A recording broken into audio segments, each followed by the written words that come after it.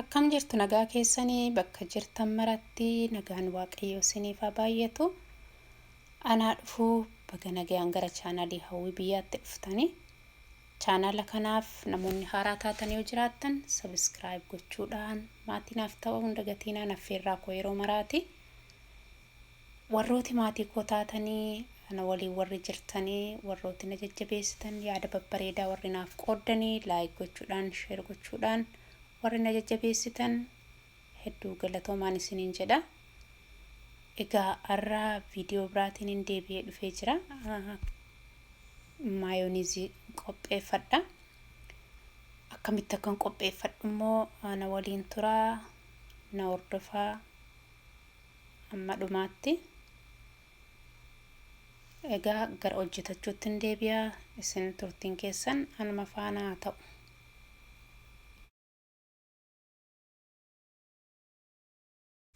Amma qodaa lafa kaa'adheen jira. Qodaa kana keessatti qopheeffadha waan ta'eef maashina hin gargaaramu. Harkuma kootiin hin qopheeffadha. Hanqaaquu tokkoon qaba. Hanqaaquu tokkoon fayyadama. Maashinaanis gargaaramuu hin dandeenya.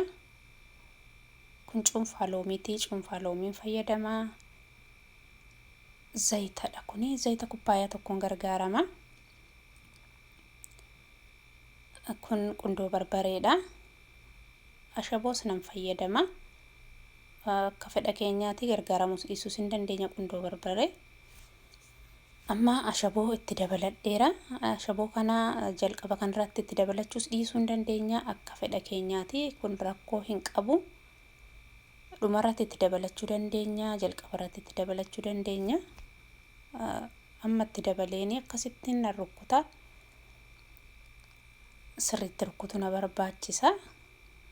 Amma akka kanatti rukkuteeni erga inni xiqqoo bifa jijjiirratee akka furdachuu erga inni ta'eeni cuunfaa loomiis zayitiin qabu kanas xiqqoo isheetti daddabalaan deema. Al takkaa ittiin dabaluu al takkaa yoo walitti itti naqee yeroo dheeraa natti fudhata waan ta'eef amma cuunfaa loomiin itti naqadhe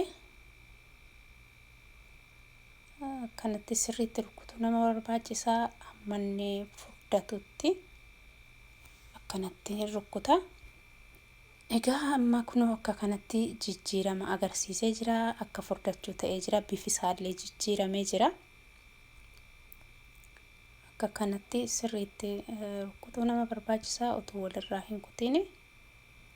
Ammallee zayitaan gaditti cobsee yeroo inni akka furdachuu ta'u rukkuteeni itti cobsee qopheeffadha. Yeroo gabaabaa keessatti qopheeffachuu kan dandeenyu maashina gargaaramneeti. Akkasitti qopheessuu kan hin barbaade namni bakka kamiyyuu jiru akkasittiin qopheeffachuu akka danda'u agarsiisuu barbaadeeni. Maaliif bakka haalli mijataa hin jirre keessatti ammallee bakka hundumaayyuu wanti hundumaa ni jiraata. Garuu haa ta'uyyuu malee akkanatti salphaatti qopheeffachuun hin danda'ama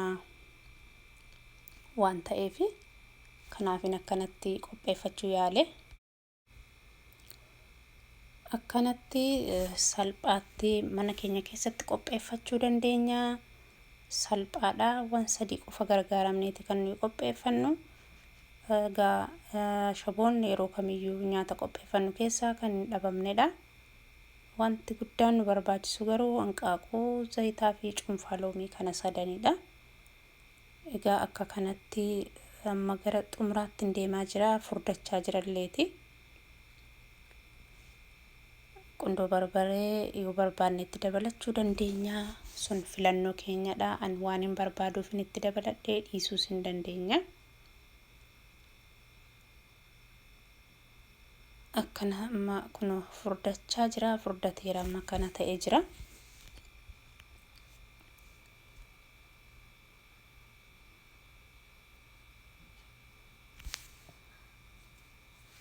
Xiqqoo yeroo namarraa fudhata. Egaa amma gara raachuutti jira. Xumurarra ga'eera.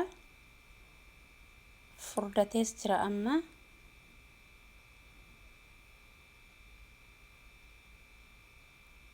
egaa kanarratti qundoo barbareen itti dabaladhe.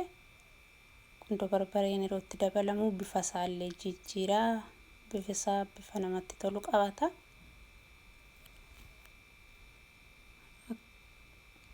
Akka kanatti xumureera. Amma akkanatti qopheesse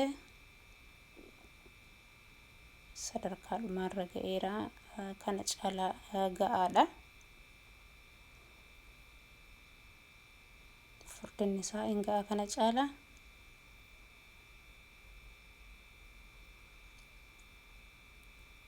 Kunooti egaa akka kana ta'ee jira.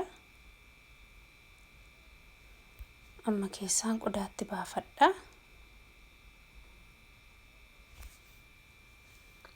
Kanatti qodaattiin gadi galagashadha. Dhandhama namatti tolullee qaba. Akkasiin jaallattan abdiin qaba. Yaalaalaala. Kana fakkaata akka kanatti hojjetadheera akka salphaatti. Egaa akka kanatti raadheera salphaatti hojjetachuu kan nuyi dandeenyu karaa biraatiin hanqaaquu keessa ishee kelloo sanaa jechuudha. Ishee duwwaatiin dafnee qopheeffachuu dandeenya. Yeroo amma kun nutti fudhatee nutti fudhatu suni jechuun zayitatti dabalannee akkuma kanatti hojiinsaa akkuma kana ta'e hanqaaquu guutummaa ishee tokkotu hin ta'in keessa hanqaaquu sanaa yoo gargaaramne salphaatti dafnee qopheeffachuu dandeenya. Akkuma kanatti immoo qundoo barbareetu ittiin gargaaramiinis adiima isaa duwwaa isaa akka kanatti qopheeffachuu dandeenya. Sun fedha keenya irratti hundaa'a. Ani akka kanatti qopheeffadhe. Kana fakkaataa viidiyoon koo irra yoo isinitti tolee jiraate immoo like, share, subscribe gochuu hin dagatina.